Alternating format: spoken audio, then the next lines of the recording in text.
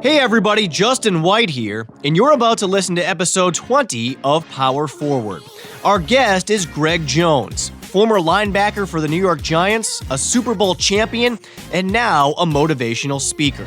Greg has quite the story, from growing up in Section 8 housing in Cincinnati, where the football fields had more gravel than grass. Even as a teenager, Greg knew that football was his way to a better life. He'll talk about the sacrifices he made to play in the NFL. We also hear an epic story about what happened after Greg won the Super Bowl, and find out how he's found an even deeper purpose in his second act as a public speaker. It all comes your way right now on Power Forward. The primary purpose of this podcast series is to inform, entertain, and educate. The information, opinions, and recommendations presented in this podcast series do not constitute legal or other professional advice, opinions, or endorsements of any kind.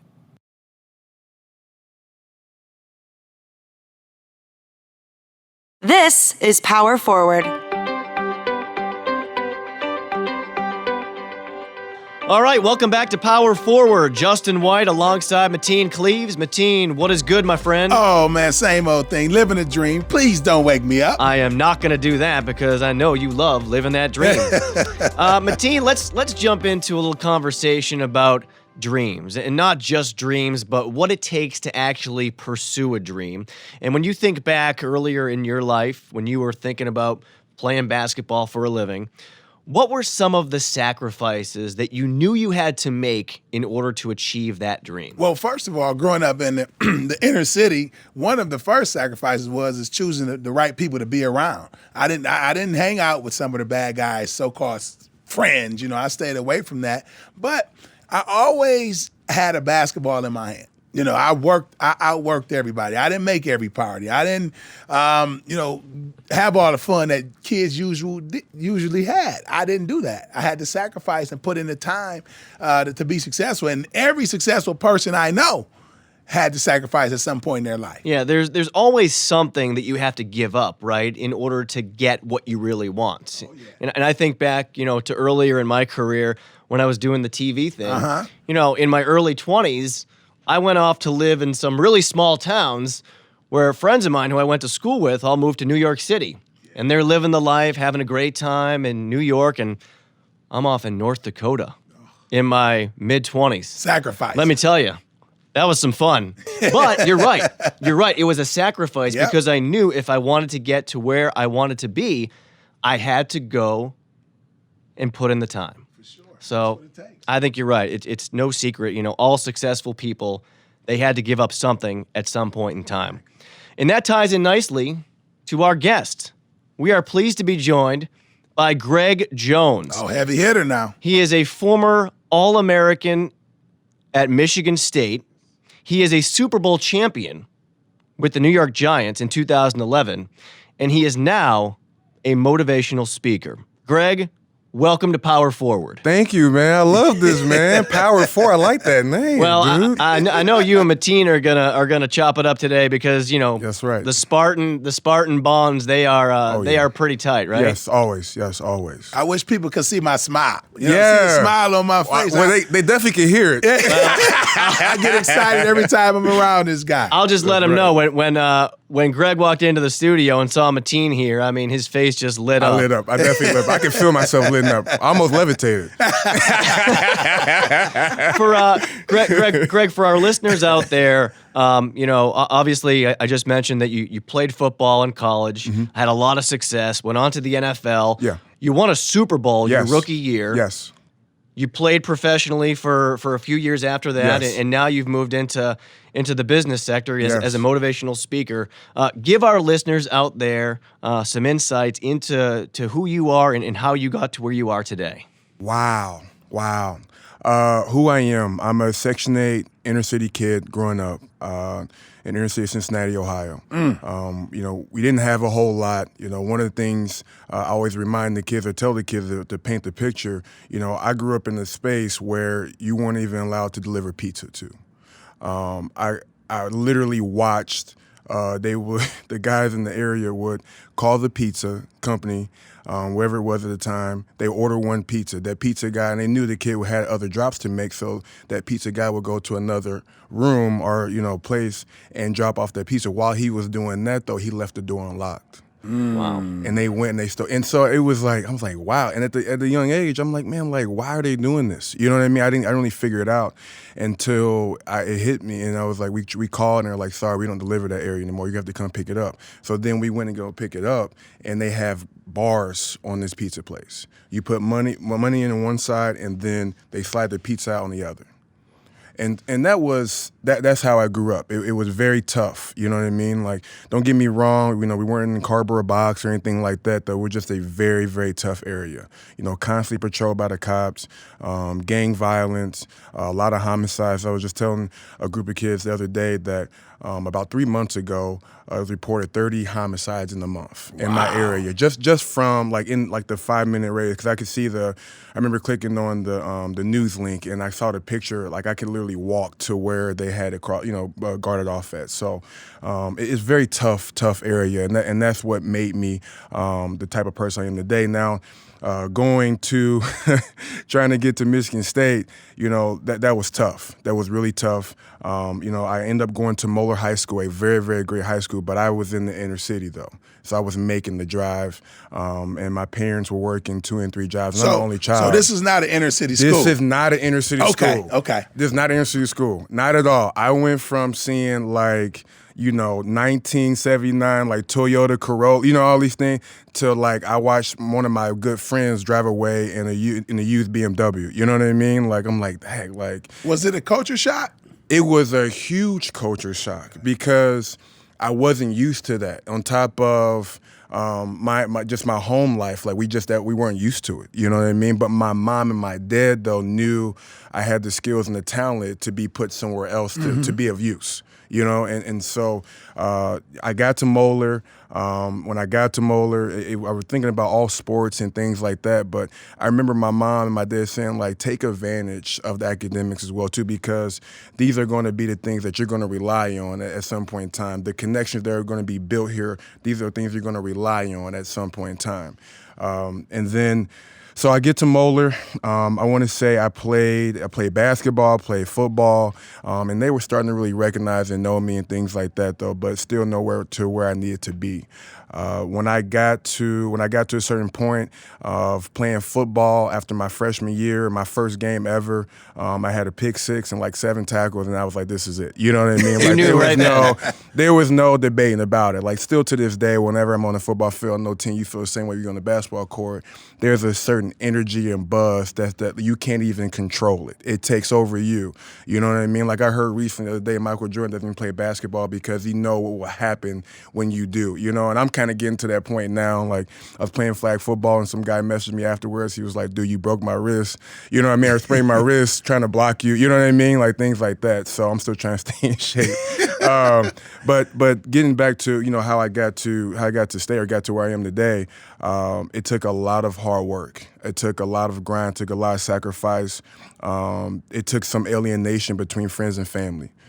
Because I heard a quote from Meek Mill the other day. He said, I got to a certain point, I've always been the same, but then they were the people that were asking me for stuff, or they were the people that were changing when I've been staying the same. You know what I mean? And I totally agree with that because, those are some of the things that I had to battle through because I started noticing when going to the story of not having, working in the cafeteria, we didn't have enough. We didn't have enough money. My parents, like I said, were low income, working 2 and 3 jobs. And my mom gave me 3 options. She said, "Son, I know you want to play college football at the next level. You can either take out a loan and walk on. You could either switch to basketball." I was okay about it. I wasn't Mateen, but I was okay. Okay. And she said, "You can go to the community college, Cincinnati Tech." And then she said, "What about if somebody came and offered you a scholarship, son? Would you like to play at our school for a full ride?" And I'm like, wow, that would be cool. She said, "That's going to take some hard work." And so I started researching just recruiting in general. My mom, my dad had no clue, nothing. They didn't know anything about recruiting. My dad didn't play football. His running joke was the only thing he played was hooky from school. You know what I mean? Like, and seriously, and my mom initially, she didn't even want me playing football. My first time bringing her my pads and stuff, she was like, "You're too small and you're going to get hurt." You know what I mean? Meanwhile, I was a 10-pound baby. You know what I'm saying? Like, I got 3 kids now. I'm like, that's a big kid. And so I would end up becoming the bully. But going back, I started working at a cafeteria to support myself for training. I didn't have enough money, and my mom didn't. So she said, "I'll meet you halfway. You find your trainer. I'll get you there." No. Let me back you up a little bit. Can I back you up? Because you said working in the cafeteria. Yeah, the school that you went to? The school that I went to. The school that I went to. I'm working at that school. The star athlete. I'm getting up. My dad is he works in the country club, so he has to get up at 6 o'clock or 5 o'clock in the morning to drop me off to get there by 6 to do breakfast. So I would set up breakfast, and then as the kids were finishing breakfast, I had to wash the dishes before I started class. Yes. And then part of that deal was also I had to come back in the afternoon and do those dishes as well too from lunch. Right? So I would do that. I would get my studying done, and between my mom picked me up and then my mom picked me up, I go straight to training and then rinse and repeat. Right? So I was doing this not only in the off season, but I was also doing this in season as well too. I was the only kid doing this stuff. And I remember listening like to my buddies like make fun of me. I mean, they would bring their stuff up, you know what I mean? Empty plate, empty, tray, whatever, put syrup, ketchup on it, and be like, "Here you go, G." And they'll throw it in there. And they laugh at me. These are my friends. I'm like, "Bro, like, you don't understand why I'm doing this. I don't have it like you." You know what I'm saying? And I'm not saying you're wrong for having it, but you can't get mad at me for pursuing mine. You know what I'm saying? Right, exactly. You making fun of me. I'm your boy. I'm your captain. You know what I'm saying? I was a team captain. And they making fun of me. And so it was a very, very humbling experience, though. And those things made me. So I started, coaches start coming to see me after games. Coaches start coming, Coach D started walking. At this time, Coach D's at the University of Cincinnati. Coach D, Coach D'Antonio. Mark D'Antonio. Yeah, Michigan State Coach D. Yes, Okay. Michigan State Coach D was at the University of Cincinnati recruiting me as a junior. Right? And meanwhile, all my other, guys that are making fun, everything, they're like, "Dude, like, how can you talk to him? Can you do this?" I'm like, "But you were laughing at me before." Right. The dishwasher. Yeah. This is the dishwasher that's being recruited. You were laughing at me, right? You thought I was crazy for working out during the season. You thought I was crazy I would leave the summer workouts afterwards. My mom would be like, "Take a breath," and then we're going to go train again. Like, that was my work ethic. Like, I knew nothing but to work hard because I also knew that there is a group of people in California or in Florida that don't have to worry about weather. They can be out there all day. I mean, when I got to the pros, I remember asking, like, "What'd you guys do?" They said, "We used to run for fun." You know what I mean? We used to run for fun. And when it get cold here, we hoop. You know what I'm saying? That's right. You know what I mean? We don't get outside and be like, "I'm about to just race for the fun of it." You know what I mean? That doesn't happen like that. So, that's really, I feel like that's part of, how I got to where I got to today, man, honestly. I got to ask you, because it's one thing to have a strong work ethic, but it's quite another to have the kind of vision that you did as a high school kid to know that it was going to take getting a job so you would have the money to invest in yourself to get the training you needed to get to the next level. Yes. Where does that come from? Was it in your upbringing? Is it something that is just ingrained in you, the type of person that you are? What is it about you that gave you that kind of vision at that young age? I knew I saw opportunity immediately because I saw like my family around me who played football. They were like, I was like, "Why'd you quit?" Like, "Well, I didn't like being yelled at." And I'm like, "That's it. I get yelled at by my mom every day. So you know what I mean? That's all it takes just to get yelled at. I could do that, right?" And so in my mind, I thought to myself, what happens if I don't quit? Just don't quit. You know what I mean? Keep my work ethic and just don't quit. And so I saw opportunity, and I knew I had a way to make out and change my circumstance. I tell this to the kids a lot. It was a change your mind, change your life situation. The circumstance I was in, that's hard on your mind. Mm-hmm. So hard, especially seeing suicides, you seeing people getting picked up, dragged into police cars, you know what I mean, robberies, gang violence. Like, those were things I was seeing on a daily basis all the time. You know what I mean? Having to protect myself sometimes as well, too.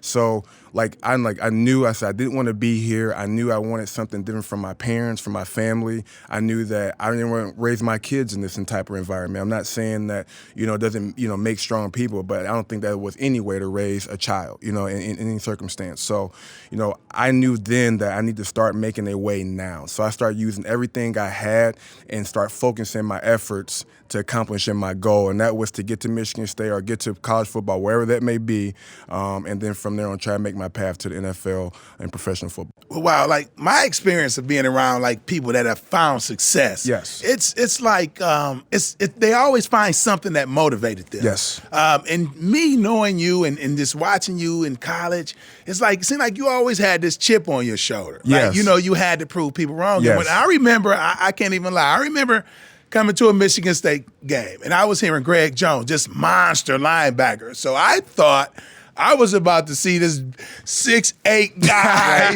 275-pound monster, you know? Right. And then I just seen Greg Jones, and I'm like, wow, that's Greg Jones? Yeah. And then as soon as the game started, he just made play after play after play after play. But saying all of that, yeah, it just seemed like to me you just had that chip on your shoulder, whether it was in high school, college, or what. Yeah. So am I, No, on you the are right page? you're totally right, and I still feel that way to today. You know what I mean? Okay. And my partner Kenny at Positive You, we talk all the time. He's like, dude, like you're so hard on yourself. I'm like, I don't know another way. I don't know another way but to be hard on myself because that's what's expected of me. And like we were talking earlier, like I'm in the spotlight. I'm here, and I have a personality right now. It's like, why not me? You know what I mean?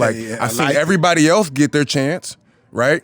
And so now it's my turn. And so that's why, I do come in with a chip on my shoulder in anything I go in, whether in business and sports, whatever the case may be. I mean, I could be the top dog and feel like people think I'm going down. You know what I mean? So I'm going to play to a top level. So, that's my mindset because when you get the opportunity, you don't sometimes get that chance again. And I'm trying to dominate it. You mentioned Positive You, Greg, and we're going to get to that because I want to ask you about the organization and what you do and going out and speaking to a lot of different groups. Yes. But to go back to football, you go to Michigan State. You led the team in tackles as a true freshman. 4 years in a row, baby. 4 years in a row. In fact, thank you. Who Thank you for does correcting that? me. Like, 4 years in a row, wow. baby. 4 years, Who four does years that? in a row, baby. First team All Big Ten. Yes. 3 years in a row. Yes, sir. So then as you get to the end of your career at Michigan State, did you know for sure that you were going to play in the NFL? What was the mindset there?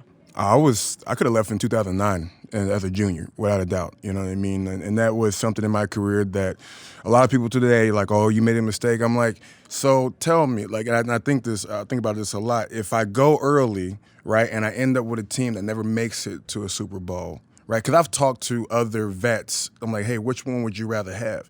And it's been 100%. I'll take a ring any day of the week. Yeah, you won a Super Bowl. Like any day of the week. Why wouldn't you be happy? Any day of the week. I went from winning a Big Ten championship, right, Coach D's first, right, to winning the Super Bowl. As a rookie. As a rookie, you know what I mean? And I started on that team. So it's like, yeah, you know what I'm saying, bro? So it's like I would have no regrets about staying. To be honest with you, I wasn't mature enough in 2009. I was very because of the chip on my shoulder, it's about me. Like, I got to get my, you know what I mean? And then I had to mature because, once you get pro, it's about winning. Yes. It's about winning. And I knew I needed to mature and be able to lead my team. And I was able to do that. We went from 6-7 to 10-2 that year, and we lost to Alabama and Wisconsin. And Alabama is Alabama, and Wisconsin plays in the Rose Bowl. You know what I mean, that year. So, I was able to lead my team to do that along with Kirk Cousins. And I think those are things that I'm so happy about, that I get to think about in my free time. And I feel good about that. And I'm able to tell my son and my daughter, my two sons now, and my daughter, you know what I mean? Like, this is what I did, and this is the sacrifice I did, it took to get there. And you know what? I'm glad you talked about that because you have to know yourself. Yes. And there's some people, the opportunity to advance or go to the pro level, it comes. But you have to be ready once you get there. Now, there's a lot of people that get there, but you have to be ready. I'm kind of in the same boat with you. My junior year, we made the Final Four. Yeah. So I'm at Michigan State. I remember that. How much further can you go at Michigan State? Your Final Four, like, everybody's happy with that. Yes. But like you, I came back, and one of the best decisions I ever made in my life. I was blessed to win a national championship in college, right. and That's something Florida, baby. that's something that I can never ever forget. But Yes. if I leave and go, and I was going to go pro, Yes. but I don't have that experience. But I appreciate the fact that you know who you were and you went on your terms. It goes back to that vision, right? The same vision you Yeah. had in high school. And that's why I came back. And my father, he sat me down. He said, son, like, your life is going to go by really, really fast here. He says, how do you want to be remembered? And oh my God, it burned me up. That's all night powerful. long. All night long, I thought about that. I had a dream and everything. And I'm like, dude, I can't walk away at 6 and 7. You know what I mean? Not a winner. Not a winner. You're a big time loser at that point in time. And I'm not saying, you know what I mean? Like, if people have had great careers and I had good seasons, I get it. But I didn't want to do that. I didn't want to do that. I didn't want to go out that way. And so I had this dream that I was coming back, and then Coach D came and did the visit and everything, and he laid it all out for me. And before I was like, Coach, I'm already coming back. You know what I mean? I want to get my school schedule straight. I want to get started and finish my degree. But I knew I was coming back, and that's what matters to me most. And I don't want to cut you off, No, but go. I just want our listeners to know how special that is, because 6 and 7, a lot of people in your position would say, I'm gone. Peace. Money. Peace. Millions. Right. NFL. Right. I'm out of here, Jack. Right. But you're such a winner. You didn't want to leave on that. I can't. I'm addicted to winning. Yeah. Oh, I mean, wow. like, that's why I stayed in the CFL for 4 years. Like, because I was 2 games away from playoffs or going to the championship. I was like, dude, I want that ring. You know what I mean? I love to win. That's just who I am as a person, and I like doing the right way. So you go out on a high note at Michigan State. Yeah. You get drafted by the New York Giants.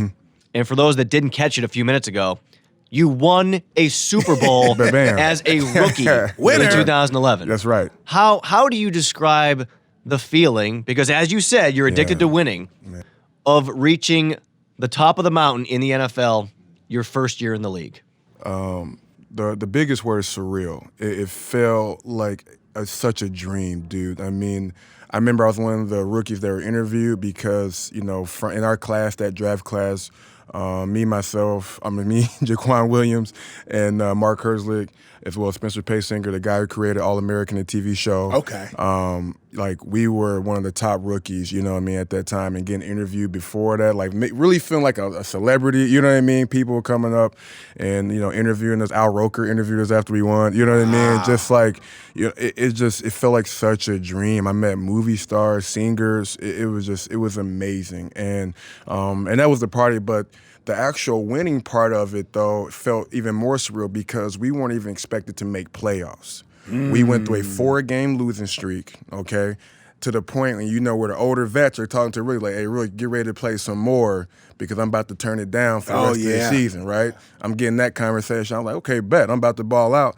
And then we go and when we beat the Jets at home, and, dude, from there, man, we won out. You know what I mean? I remember like going through a losing streak, and we went to go eat in New York, and they're like, you're not even allowed to come here if you're not winning again. Oh, New York fans are a little different. Very honest. You know what I mean?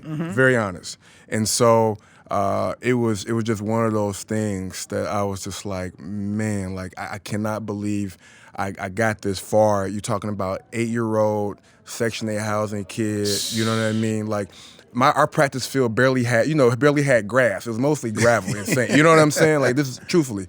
And now I'm here. I'm in the position, you know what I mean, where the whole world can see me and everything. It was just an amazing thing. First of all, and let me ask you this too, because it's been people that win championships in different cities, but I heard like winning a championship in New York. Oh my goodness. Is like second to none. Oh my goodness. I mean, the parade. You know what I mean? The key to the city I still have, you know what I mean? Like, it's just, oh my God, it changed me. You know what I mean? Changed my outlook on life, and that's why, like, now, like, I'm going into business, I'm like, I can get to the top. I just need to keep working. You know what I'm saying? I can get to the top of whatever I want to do as long as I keep working. And so, it was just so surreal, man. I'm very, very happy, man. Very happy.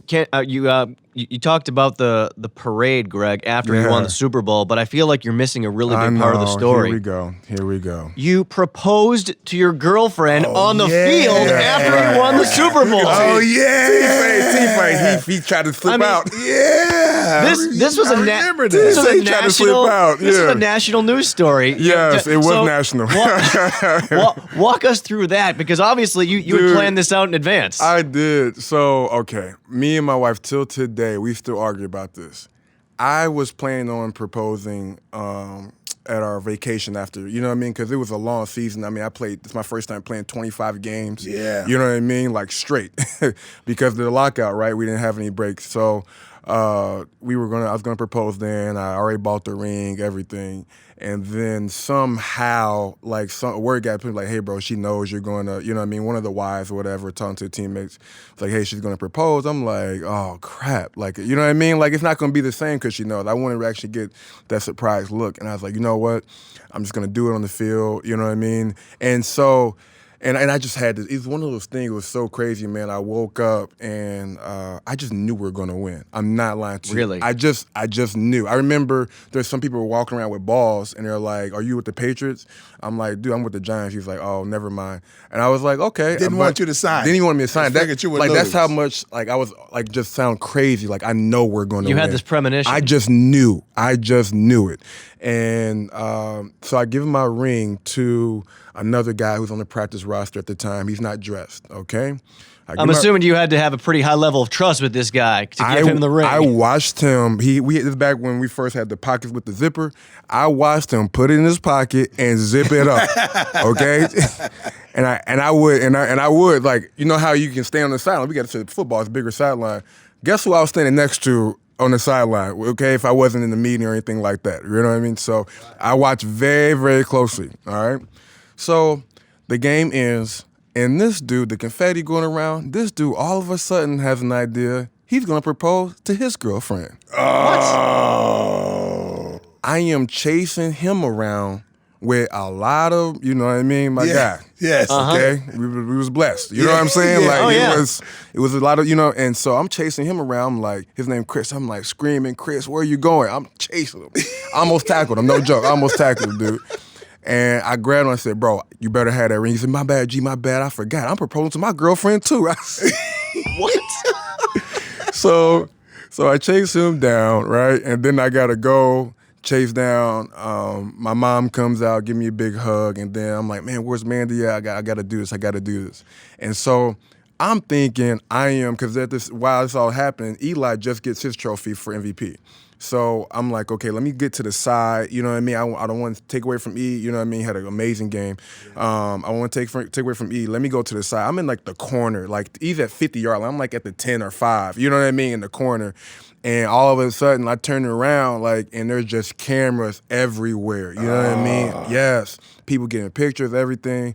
And then I'm on one knee, and then Mandy just starts bawling. To a point, I'm like, I got nervous. I was like, wait a minute, is she about to say no right now? You know what I'm saying? Right. I'm like, I need, like, yeah, I'm like, just fake it. You know what I'm saying? Anything. You know what I mean? Just let me down later. Just fake this moment. But you know, we've been together for 10 years. She said yes. We got 3 beautiful kids: Ava, Max, and my 3-month Malachi. And we've created a beautiful life together, man. Honestly. You're making me look bad.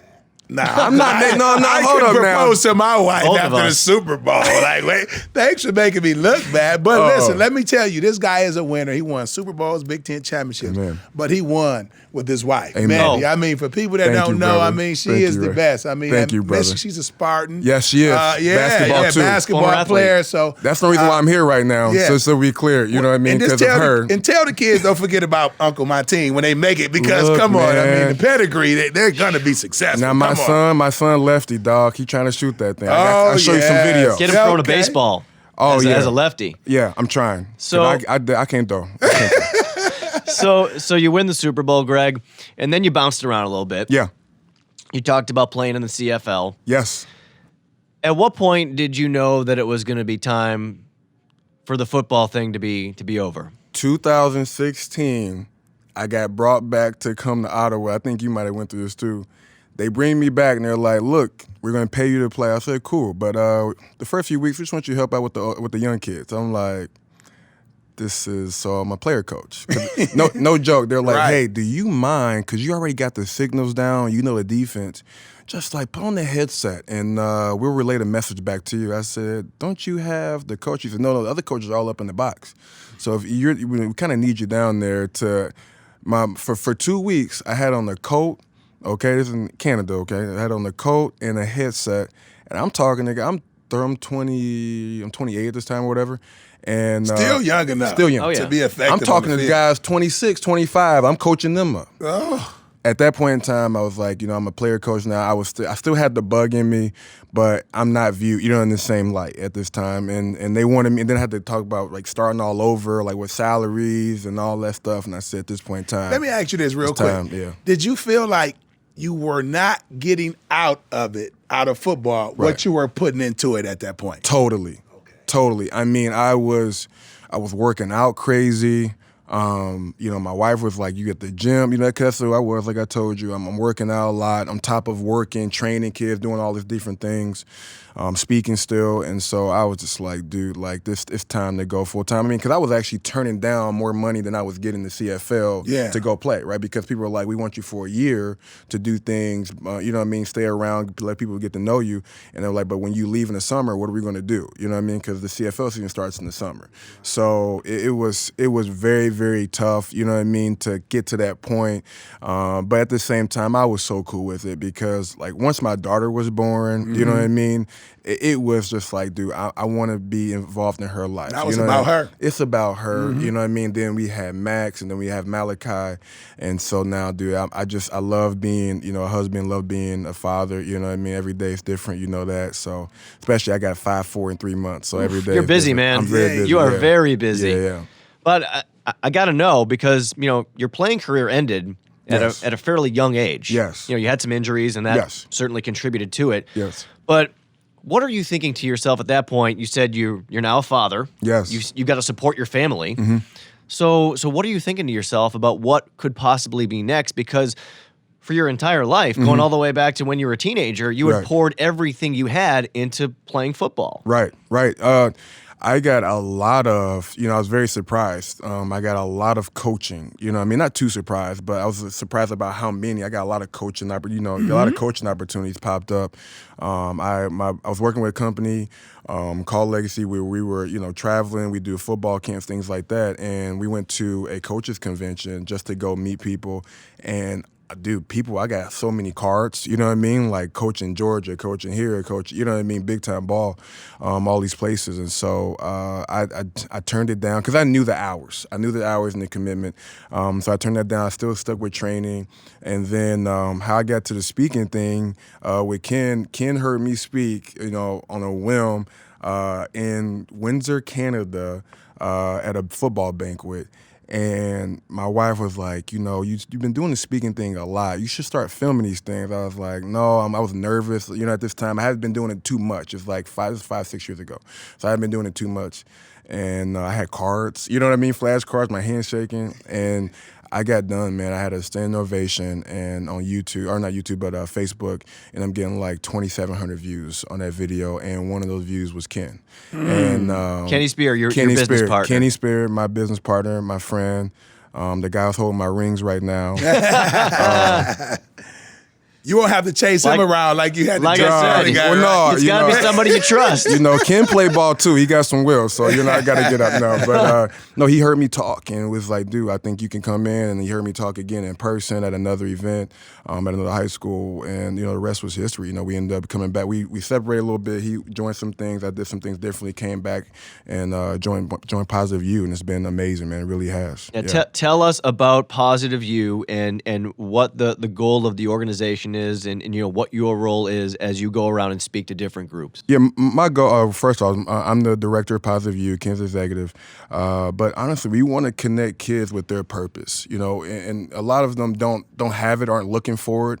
We want to do that. We want to create, no pun intended, but a positive atmosphere when we're there. And not only just when we're there, we don't just stop in one school and like, hey, see you later. You know what I mean? We're there nonstop. They see us in videos. follow us. Yes. I mean, we do meetings, we Perfect. do small group stuff, we do big stuff. We meet with the teachers, we meet with the parents. You know, we do everything, you know, because we're going to start doing camps here for kids as well, too, in the summer. You know, we really want... Save a spot for my son. Oh, you already know. You already know. I was hoping we can get a little guest, you know, a little guest appearance as well, too, team. No problem. You know, but, you know, we want to do it all. And because, you know, Ken has a great story, my story, are very similar, and kids can relate to those things. Yep. You know, and so we don't claim to be like, oh, we're perfect or anything like that. And after we leave, you're going to be perfect. Like, that's not who we are. We're really honest about the type of people we are and the purpose that we want to do and want to give and let the kids see their purpose. Because a lot of them, the say no is getting old. You know what I mean? But we want to give them, like, for me, football was my out. So, hey, let's choose football and create positive atmospheres around football. Or if you're in singing, let's choose a positive atmosphere around singing. You know what I mean? Whatever the case may be.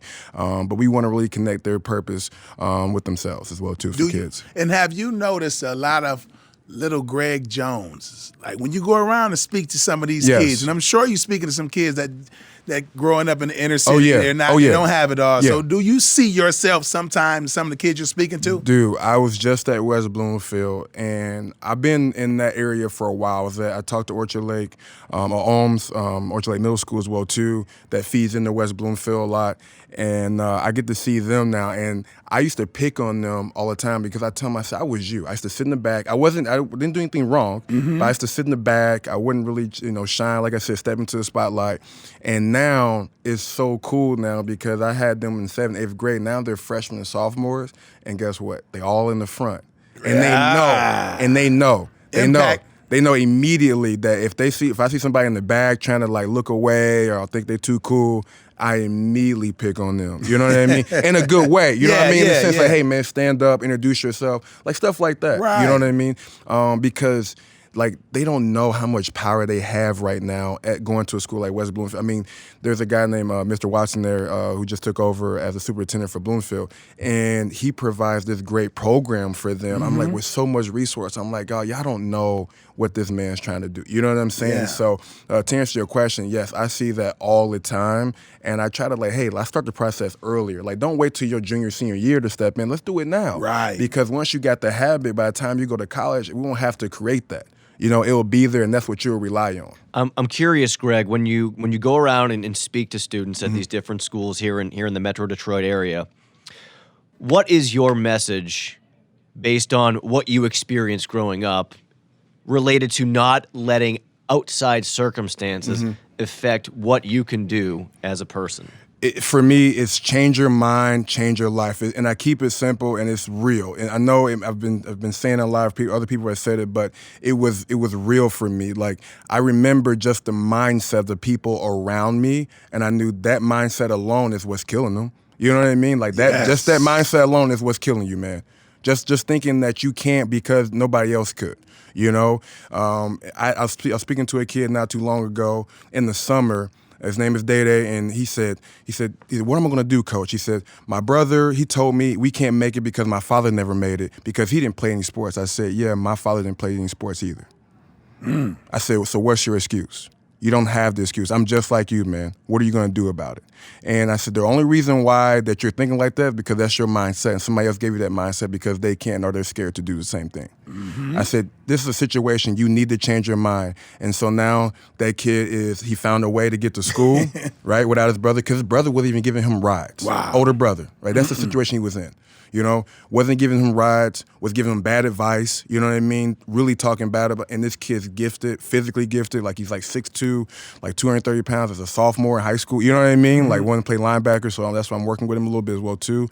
But I was like, dude, like your mindset alone, dude, is gonna take you far, man. And so he started changing his mindset. He's doing well. He's starting to get looks at college as well too.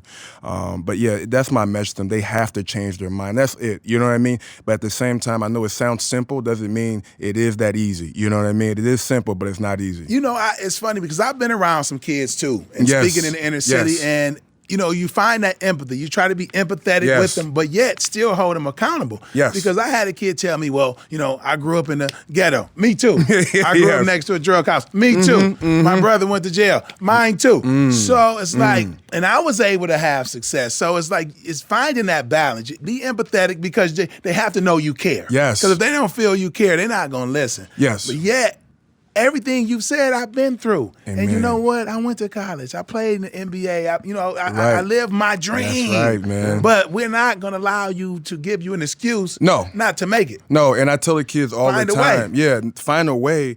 But listen, your dream is your dream. There's no way I'm going to give my dream to Mateen, right? Because Mateen doesn't know what my dream's supposed to look like.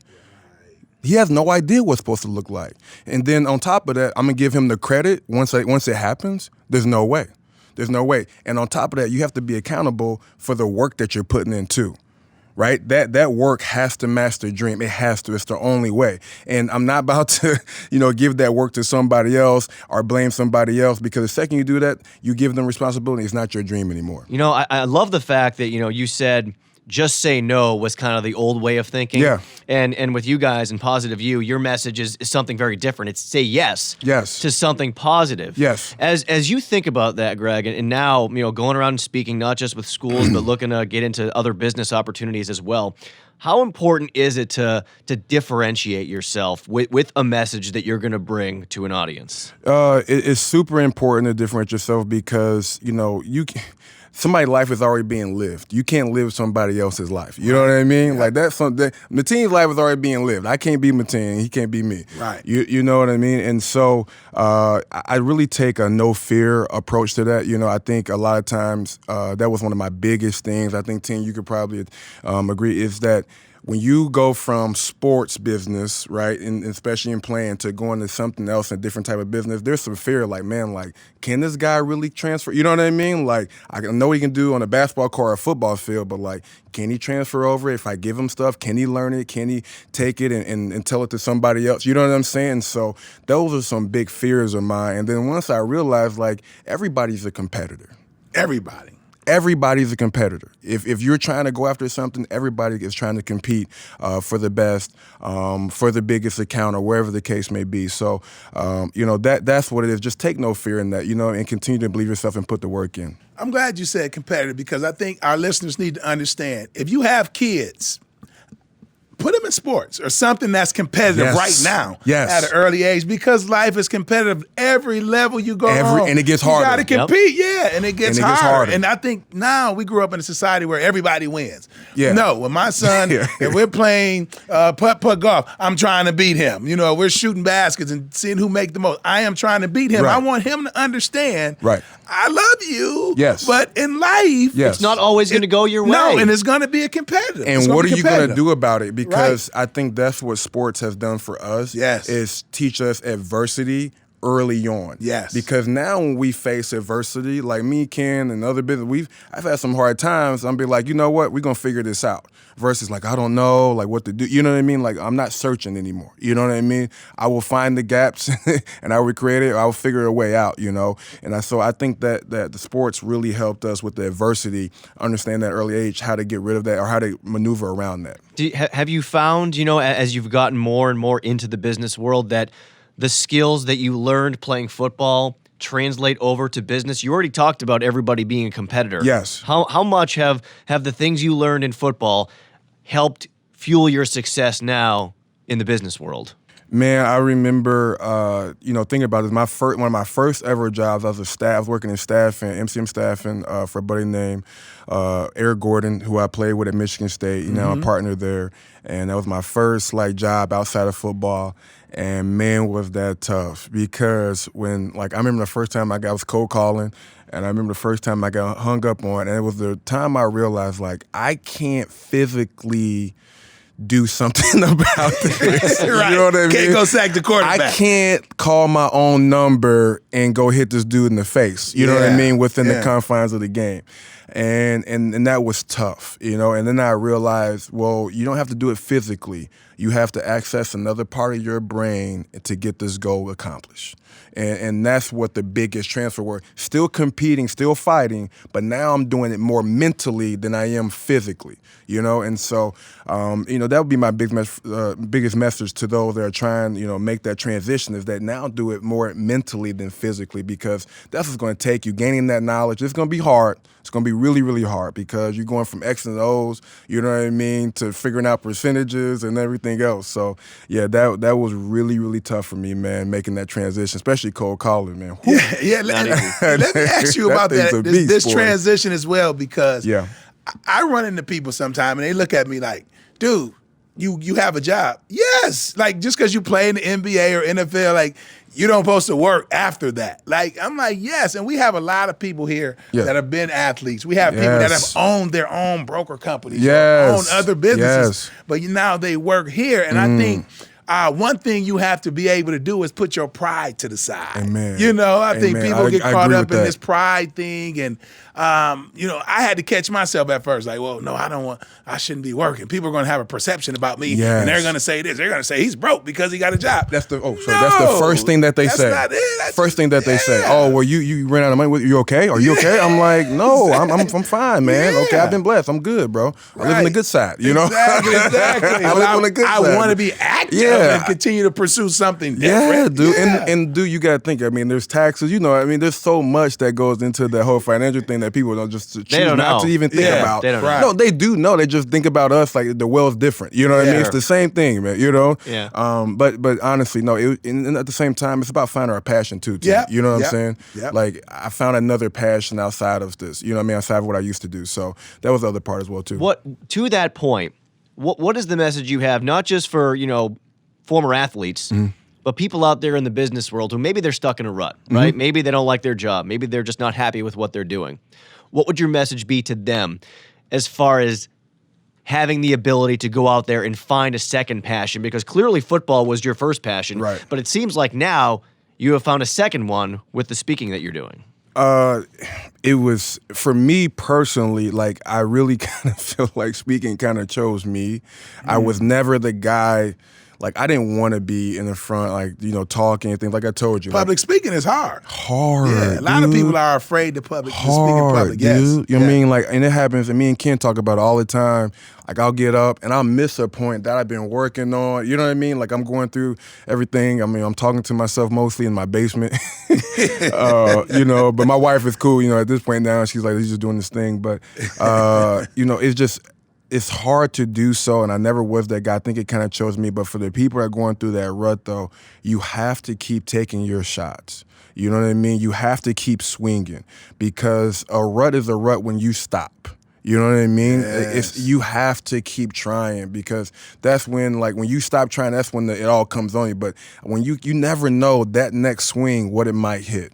You just don't, and that's why, like, for me, I'm like, I'm gonna keep swinging. Sometimes I miss, sometimes I hit wrong, but eventually I'm going to get it. You know what I mean? Eventually I'm going to get it and continue to get it, Right. So for those going through that, man, you gotta keep swinging here, man. Please don't give up on yourself, because you all you got. A quote that used to stand outside of our locker room, outside of our meeting room at New York was, if it doesn't come from you, where will it come from?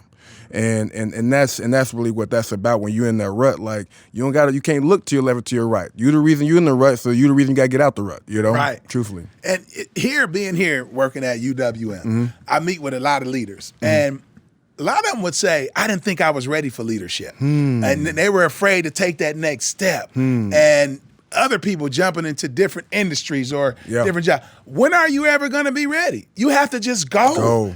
People to get experience, man, you got to start somewhere. And you're going to go, and sometimes you're going to screw up. Yes. But just, learn from that and keep pushing. But I meet with people, leaders, and I talk to people outside of here, and it's like, well, I don't have the experience. Well, who did? It's always a first-year coach, first-year leader. It's always something. So I'm glad you talked about that, Greg, and you hit on that, because it's very important. Just go. Keep swinging. Go for it. Take that risk. Go. My first time starting, getting the Michigan State game, I got in on the third down package, and I was nervous. You know what I mean? Because Cause when I do this, he's like, listen, Greg, you're gonna call a huddle for this, so I hope you're ready. I'm like, yeah, I'm ready. You know, in the back, I'm like, dude, my chest beating. You know what I'm saying? All right, my mouthpiece. I threw my mouthpiece out just so I get the words out. You know what I mean? I'm freaking, and so I get there and I make it happen. You know what I'm saying? And then like one of my first plays with Caleb was jumping over. Oh my God, I always forget that singer's name. The UAB quarterback, and I got my first sack though, in my second play ever. That's crazy, man. You have quite a story, Greg, Thank you, and you're doing some great things. Tell people out there, if they're interested in learning more about Positive You and even having you as a speaker, let them know how they can find you. .net. PositiveU.net. I had to check with my executive director. No, it's okay. We want to make sure you get it. PositiveU.net. Please come and check us out. Yes. Yeah, you guys have a great message, and we know you have some big plans that are still yet to come for the future. So we wish you all the best, continued success. You've obviously been a winner at every step of the way, and Yes. And we know that there's no doubt that will continue to be the case in your future endeavors. And on social media, follow us at PositiveU LLC, at PositiveU LLC. Love it. Thank Great you. stuff. Greg Jones. Greg Jones. A winner will Spartan. find a way to win. Amen. That's for Amen. sure. That's what it's about, baby. Appreciate it. Greg Jones, thanks so much for joining us. Thank you. To make sure you never miss an episode of Power Forward, subscribe wherever you find your podcasts and leave us a review. And look for another new episode coming your way 2 weeks from now, featuring more inspirational stories of success. I'm Justin White. We'll see you next time on Power Forward.